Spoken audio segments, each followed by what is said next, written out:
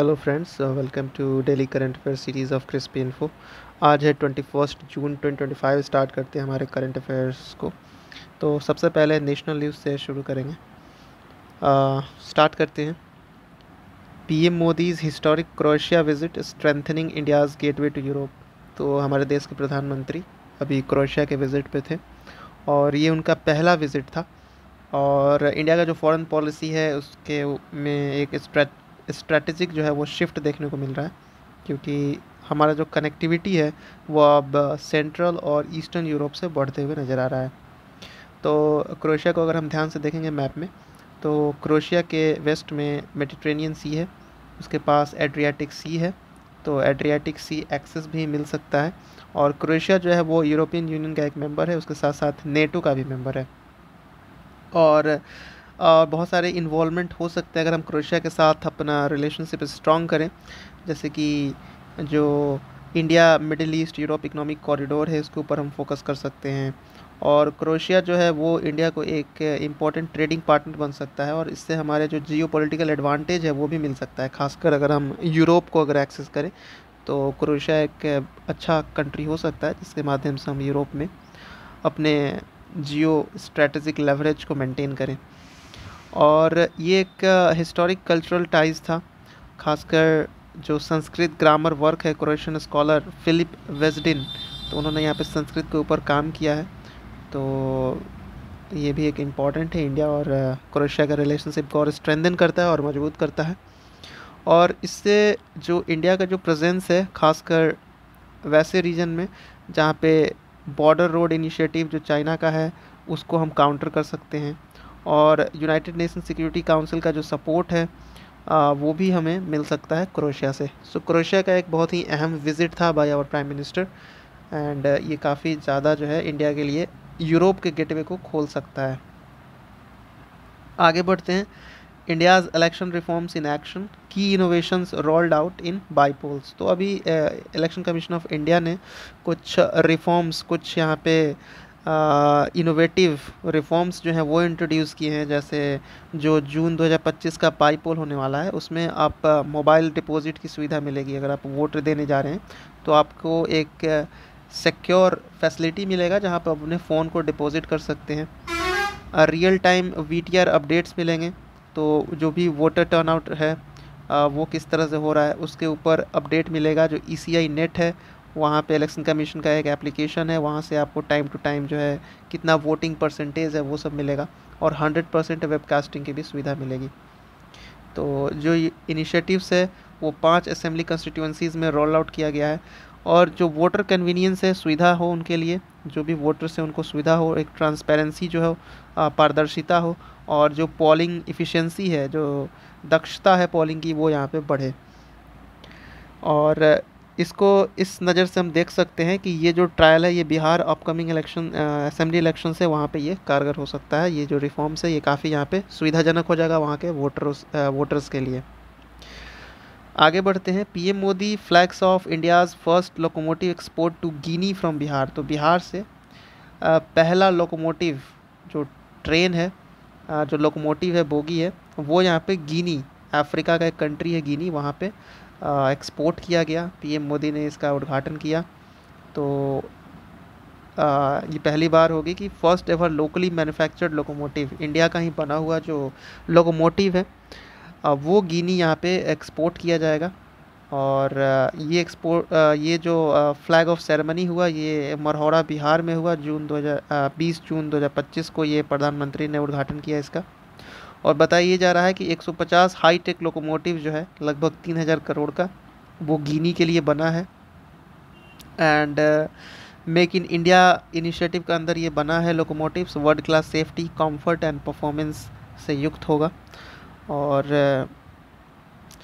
ये जो प्रोजेक्ट है इसको ग्लोबल कॉम्पिटिटिव बिडिंग के माध्यम से अवार्ड किया गया था। एंड जो हमारा आत्मनिर्भर भारत है उस विज़न को और स्ट्रेंथन करता है, उसको और रियलाइज़ करता है, और हमारे जो इंडिया और अफ्रीका के जो कनेक्शन है, जो रिलेशनशिप है, उसको और स्ट्रॉन्ग करेगा। क्योंकि हम अब गिनी में, जो कि एक अफ्रीका कंट्री है, वहाँ पे लोकोमोटिव्स जो कि बिहार का बना हुआ है वो यहाँ पे एक्सपोर्ट कर रहे हैं। आगे बढ़ते हैं। AIIMS Mangalagiri observes world sickle से डे विथ अवेयरनेस रैली। तो 19 जून 2025 को वर्ल्ड सिकल डे मनाया जाता है और एम्स मंगलागिरी ने एक अवेयरनेस रैली ऑर्गेनाइज़ किया था department of health and tribal welfare के साथ मिलके। और इसमें बहुत सारे जो स्टूडेंट्स हैं, ट्राइबल मेंबर्स हैं, मेडिकल प्रोफेशनल्स हैं, उन्होंने यहाँ पे पार्टिसिपेट किया और जो सिकल सेल डिजीज़ है उसके ऊपर अवेयरनेस किया गया। एक्चुअली जो हमारा आरबीसी है सिकल सेल डिजीज़ में, वो एक सिकल जैसा बन जाता है जिसके वजह से जो ऑक्सीजन होता है वो यहाँ पे फ्लो नहीं कर पाता अच्छे से। तो ये इस बीमारी में होता है और ये एक हेरिडेटरी ब्लड डिसऑर्डर है, वंशानुगत बीमारी। और ख़ासकर जो ट्राइबल पॉपुलेशंस हैं उनमें ये बहुत ज़्यादा होता है। और हमारा जो टारगेट है वो है कि हमें 2047 तक सिकल सेल डिजीज़ को एलिमिनेट करना है, पूरी तरह से ख़त्म करना है। और पीएम मोदी ने भी इसका अनाउंस किया है। तो ये जो ख़त्म है ये तभी होगा जब कम्युनिटी इंगेजमेंट होगा, पब्लिक हेल्थ एजुकेशन होगा, अवेयरनेस होगा और सबको समान रूप से जो है हेल्थ केयर स्वास्थ्य सुविधाएं मिलेगी, तभी ये हो सकता है। आगे बढ़ते हैं state news. SBI foundation backs Prayog science learning mission. तो Prayog institute of education research ने एसबीआई फाउंडेशन के साथ मिलके और एसबीआई फंड मैनेजमेंट के साथ मिलके एक क्रिया प्रोग्राम जो है वो यहाँ पे लॉन्च किया है 12 सरकारी स्कूल्स रायचूर डिस्ट्रिक्ट में। और 17 जून को ये यहाँ पे किया गया। और नेशनल न्यू एजुकेशन पॉलिसी 2020 को ये अलाइन करता है और ऑलरेडी कर्नाटका में इस तरह से हो चुका है। तो ये जो प्रयोग मिशन है ये पूरी तरह से जो रूरल STEM एजुकेशन है, ठीक है,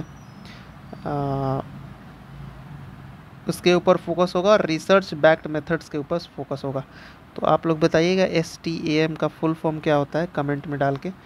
ये रिलेटेड है साइंस, टेक्नोलॉजी, मेडिसिन, इंजीनियरिंग, तो आप कमेंट में बता सकते हैं। आगे बढ़ते हैं।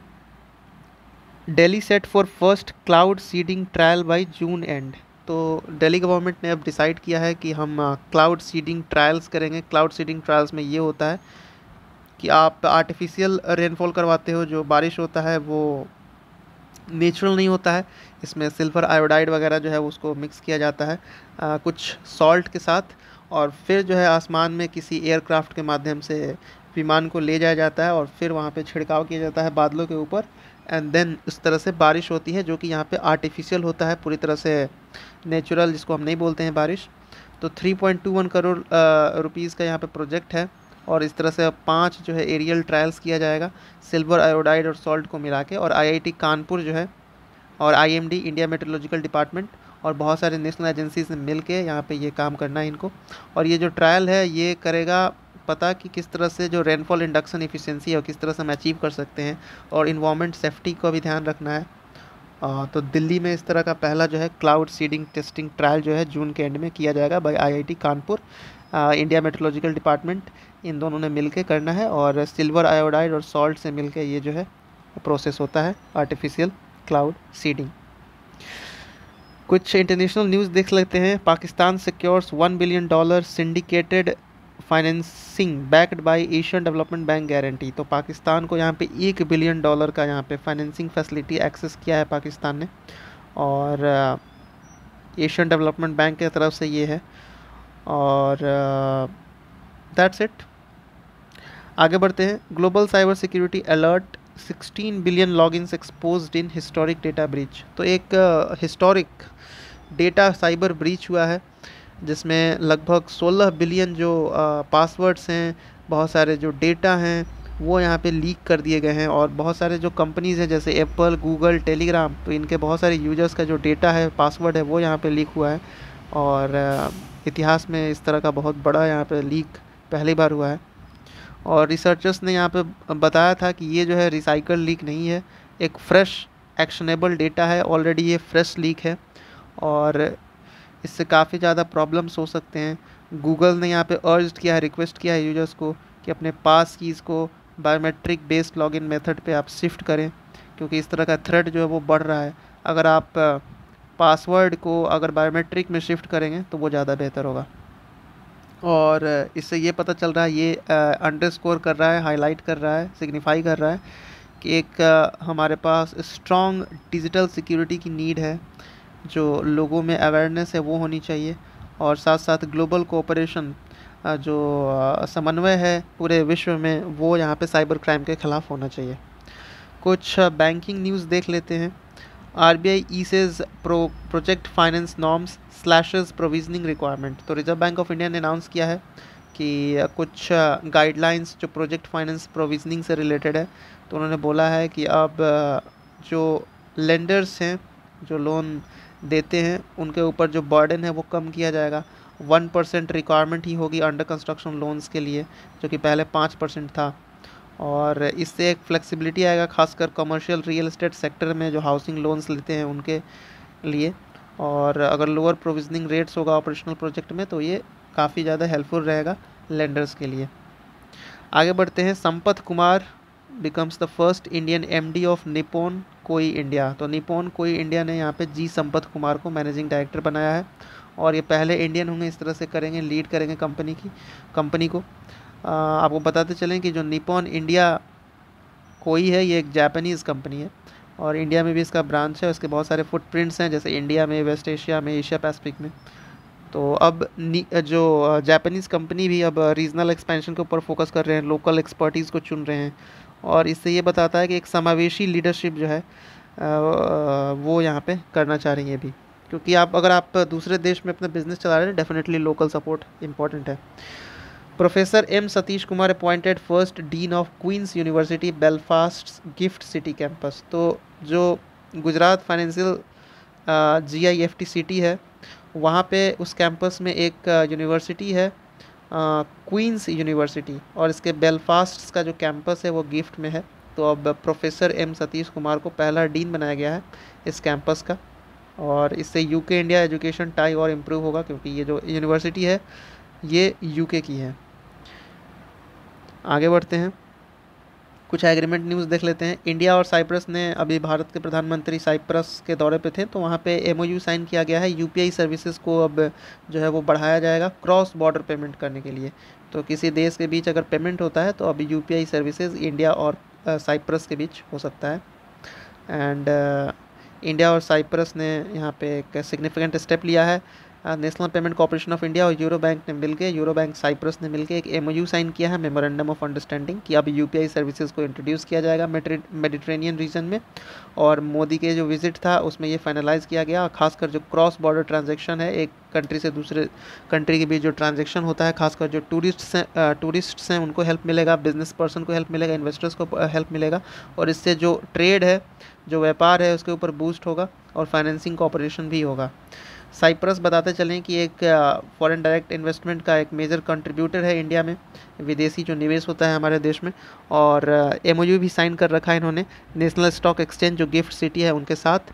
तो हमारा एक इम्पॉर्टेंट इकोनॉमिक पार्टनर है, और फिनटेक हब भी यहाँ पे बन सकते हैं अगर उनके साथ हम डील करें अपने ट्रेड को। DPIIT ने पार्टनर किया है योर स्टोरी के साथ to empower 1 million entrepreneurs across India. तो DPIIT ने MOU साइन किया है योर स्टोरी मीडिया के साथ भारत प्रोजेक्ट में, और एक्चुअली ये ऑफ़र करेंगे AI power tools, venture launch pad, regional story telling, किस तरह से आप कहानी जो है वो, मतलब एक तरह से इनोवेटिव टेक्नोलॉजी सेक्टर में AI और ब्लॉकचेन का यूज़ करते हुए स्टोरी टेलिंग, और ये सब जो है इससे रिलेटेड ये न्यूज़ है। और इससे स्टार्टअप्स इंडिया को बढ़ावा मिलेगा, आत्मनिर्भर भारत को बढ़ावा मिलेगा, इकोनॉमिक डिसेंट्रलाइजेशन होगा। The Hindu named champion of digital media award South Asia. तो हिंदू को यहाँ पे champion of the digital media award South Asia 2025 मिला है। डिफेंस न्यूज़ देख लेते हैं। India to induct 300 kilometre range Pinaka missile system. तो इंडिया जो है अब 300 किलोमीटर रेंज का पिनाका मिसाइल सिस्टम जो है वो डिप्लॉय करेगा, और इससे पहले हमारे पास पिनाका 1, 2, 3 था, लेकिन उन सब का रेंज जो है वो काफ़ी कम था। ठीक है, तो अब जो है पिनाका का ये जो नया वर्जन है, मे बी पिनाका 4 हो या पिनाका 5 हो, तो उसमें जो रेंज है वो 300 किलोमीटर होगा। इससे पहले है, बट उनका जो रेंज है वो काफ़ी इससे कम है। तो DRDO ने यहाँ पर डेवलप किया इस तरह का। आगे बढ़ते हैं। India emerges as third largest power generator globally, IEA reported. तो इंटरनेशनल एनर्जी एजेंसी ने रिपोर्ट किया है कि इंडिया जो है तीसरा highest growth global power generation capacity है। विद्युत ऊर्जा में सबसे ज़्यादा इंडिया का जो रैंक है वो थर्ड है। पिछले 5 सालों में हमने बहुत तेज़ी से यहाँ पे इलेक्ट्रिसिटी के ऊपर फोकस किया है। जो डिमांड भी है वो हमारा काफ़ी बढ़ा है, और ख़ासकर हमारा जो कमिटमेंट है रिन्यूएबल एनर्जी और ख़ासकर जो सोलर एनर्जी उसके ऊपर, तो आने वाले समय में भी बहुत सारे जो हैं डिमांड्स जो हैं हमारे एनर्जी का वो बढ़ेगा। एंड इंडिया भी यहाँ पे सस्टेनेबल एनर्जी एम्बिशंस के ऊपर फोकस कर रहा है कि हमें जो एनर्जी है वो रिन्यूएबल एनर्जी के फॉर्म में चाहिए। हमारा टारगेट भी है कि 50% जो एनर्जी है 2030 तक वो नॉन फॉसिल फ्यूल बेस्ड हो। ठीक है। Ambani heirs dominate India's under 40 wealth icons list. तो अगर हम बात करें किसी भी फैमिली बिजनेस का, तो अंबानी की जो फैमिली है, खासकर अंबानी के जो बच्चे हैं, उनका जो अंडर 40 में वेल्थ आइकन लिस्ट में उनका सबसे ज़्यादा नाम है। एंड इसके बाद निखिल कामत, ज़ेरोधा वाले, भाविश अग्रवाल, ओला इलेक्ट्रिक वाले, इन सब का भी नाम है, लेकिन सबसे टॉप पे है अंबानी। और telecom regulatory authority of India Q1 2025 telecom report आया है। इंडिया का अब 1.2 बिलियन सब्सक्राइबर्स हो चुके हैं टेलीकम्युनिकेशन में। 1.2 बिलियन सब्सक्राइबर। हमारी आबादी लगभग 1.4 बिलियन है, तो इसमें 1.2 बिलियन तो यहाँ पे यूज़ कर रहे हैं मोबाइल फ़ोन। तो ये जो है वायरलेस एक्सपेंशन की वजह से हुआ है। 5G जो है वो अडॉप्शन हुआ है, और जो ARPU है वो भी यहाँ पे बढ़ा है। ठीक है। जो भी एक टेलीकम्युनिकेशन मंथ में कितना कमाती है, तो वो ARPU वगैरह होता है, और फिर ये भी बढ़ा है, और डेटा कंजम्पशन भी बढ़ा है। और जो प्राइवेट ऑपरेटर्स हैं हमारे देश में, जैसे जियो का सबसे बड़ा यहाँ पे डोमिनेंस है, फॉलोड बाय एयरटेल, उसके बाद है वी, उसके बाद है BSNL वगैरह, ये सारे ऑपरेट करते हैं हमारे इंडिया में। Delhi University launches Jai Hind scheme to empower ST student with digital higher education skills.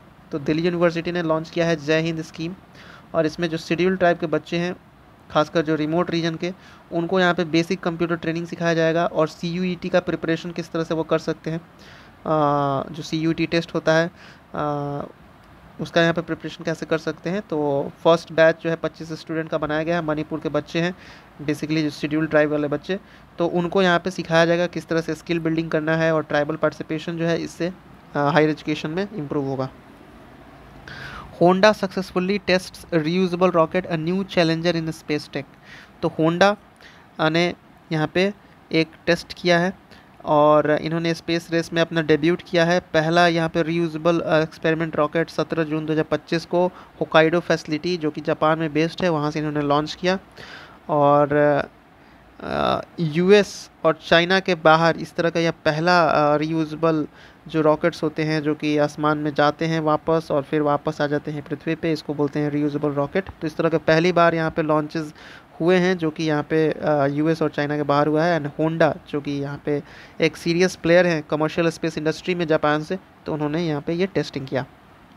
World refugee day जो है 20 जून को मनाया गया, एंड जो थीम था वो था सॉलिडारिटी विथ रिफ्यूजीज़। तो ये हमारे लिए इम्पॉर्टेंट हो जाता है, वर्ल्ड रिफ्यूजी डे। ठीक है, शरणार्थी दिवस 20 जून 2025, और solidarity with refugee is the theme. International yoga day, जो कि आज मनाया जा रहा है पूरे विश्व में, और 21 जून का 2025 का 11वां एडिशन भारत में मनाया गया। Yoga for one earth and one health जो है वो थीम था। और इंटरनेशनल डे ऑफ योगा आप लोग बताइए कि 21 जून को ही क्यों मनाया जाता है। कमेंट में डाल के बताइए कि 21 जून को योगा क्यों मनाया जाता है। और आप लोग ये भी बताइए कि अगर आप लोगों ने आज योगा किया तो कौन सा योगिक पोस्चर किया। So thanks for watching this video. Please like and subscribe and share with your friends.